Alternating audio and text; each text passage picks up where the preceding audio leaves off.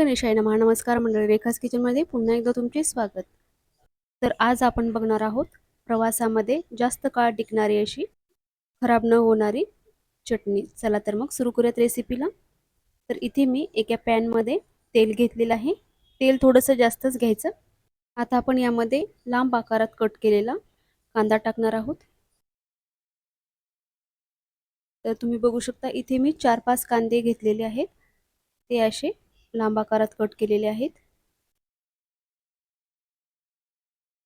तर हे आपण छान असे ब्राऊन होईपर्यंत तेलामध्ये परतून घ्यायचे आहेत.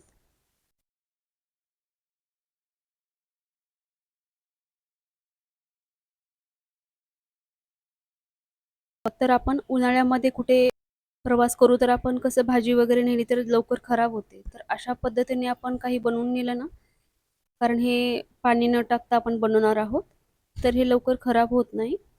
छान एकदम भाजीसारखं आपण हे खाऊ शकतो. खूप छान चटणीचा प्रकार आहे.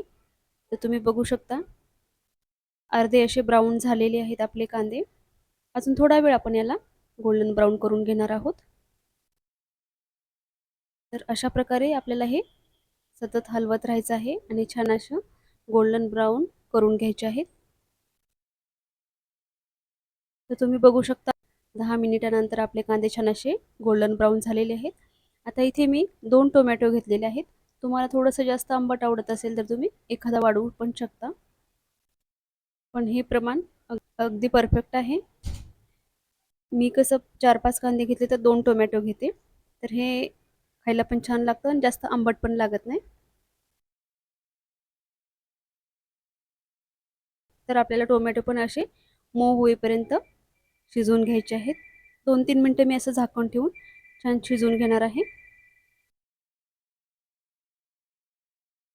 तर तुम्ही बघू शकता अशा प्रकारे आपण हे टोमॅटो चांगले टाकून घेतलेले आहेत. आता इथं आपण मसाले पण टाकून घेऊयात. मीठ टाकलेलं आहे, लाल मिरची पावडर, थोडीशी हळद आणि आपण इथे शेंगदाण्याचं बारीक वाटलेलं असं कूट टाकणार आहोत आणि हे छान असं आपण परतून घेणार आहोत. सोबत आपले टोमॅटो पण एकदम असे मऊ मऊ होतील इथपर्यंत आपल्याला हे टोमॅटो आणि कांदा एकदम एकजीव होईपर्यंत आपल्याला हे छान असं परतून घ्यायचं आहे.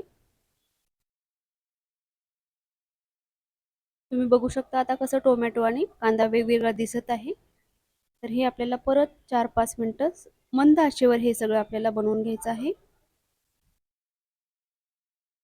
तर तुम्ही बघू शकता छान कांदा आणि टोमॅटो एकजीव झालेला आहे आणि साईडने भाजीला कसं तेल सुटतं त्याप्रमाणे तेल सुटलेलं आहे.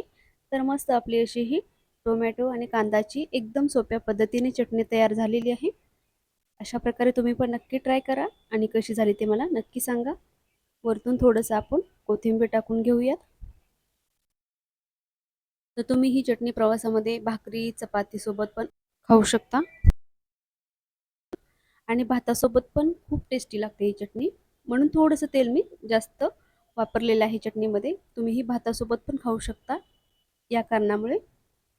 चला तर मग तुम्ही पण अशा प्रकारे नक्की ट्राय करा आणि व्हिडिओला लाईक शेअर नक्की करा आणि चॅनेलला सबस्क्राईब केलं नसेल तर ते पण नक्की करा. चला तर मग पुन्हा भेटूयात अशाच एका नवीन आणि छान छान रेसिपीसोबत. तोपर्यंत धन्यवाद. श्री स्वामी समर्थ.